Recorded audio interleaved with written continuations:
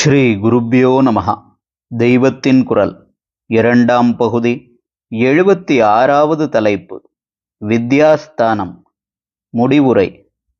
உபவேதங்கள்.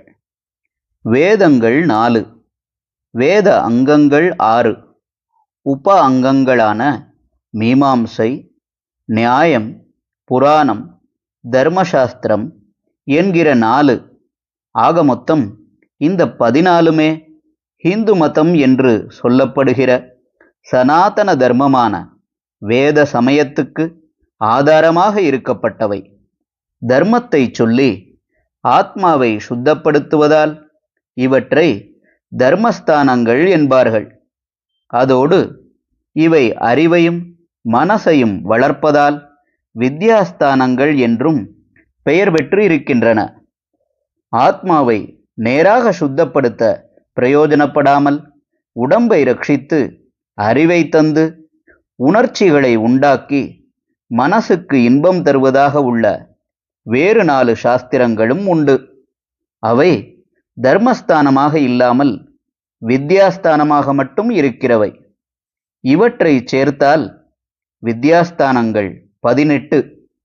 இப்படி வித்யாஸ்தானமாக மட்டும் உள்ள 4 ஆயுர்வேதம், தனுர்வேதம், காந்தர்வ வேதம், அர்த்தசாஸ்திரம் என்பன. அவற்றை உபவேதங்கள் என்பார்கள். இவற்றில் ஆயுர்வேதம் என்பது வைத்திய சாஸ்திரம் என்று உங்களுக்கு தெரிந்திருக்கும். அது உடம்பை பற்றியும் வியாதிகளை பற்றியும் வியாதிகளின் பரிகாரங்களை பற்றியும் அறிவை கொடுக்கிற சாஸ்திரம். நேராக ஆத்ம சம்பந்தம் உள்ளதென்று சொல்ல முடியாதது. தனுர்வேதம் க்ஷத்திரியர்களுக்கு யுத்த அபியாசத்தை தருவது. இங்கே தனுஷ், வில் என்பது எல்லா ஆயுதங்களையும் குறிக்கும்.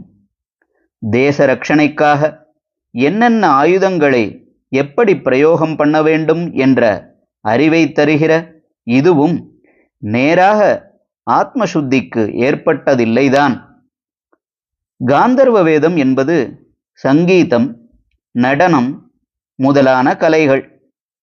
இது கலையறிவை தருவது, மனசின் உணர்ச்சிகளை சந்தோஷப்படுத்துவது. பொழுதுபோக்கு என்ற அளவில் எல்லா மனுஷர்களுக்கும் இது வேண்டி இருக்கிறது.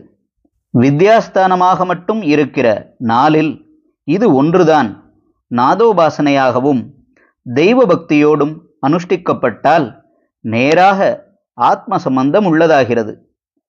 அர்த்த சாஸ்திரம் என்பது பொருளாதார சாஸ்திரம் என்று பொருள்படுவது. முக்கியமாக இது ஆட்சி முறையை, ஸ்டேட் கிராஃப்டை சொல்வது.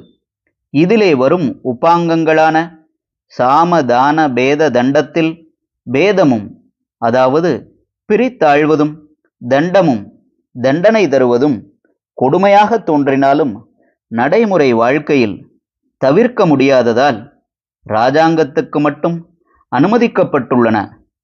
இந்த 4மே ஸ்பிரிச்சுவல் லைஃபை, ஆத்மீக வாழ்க்கையை விட பிராக்டிக்கல் லிவிங்குக்கு, நடைமுறையில் ஜீவனம் நடத்துவதற்குத்தான் அவசியமாகின்றன.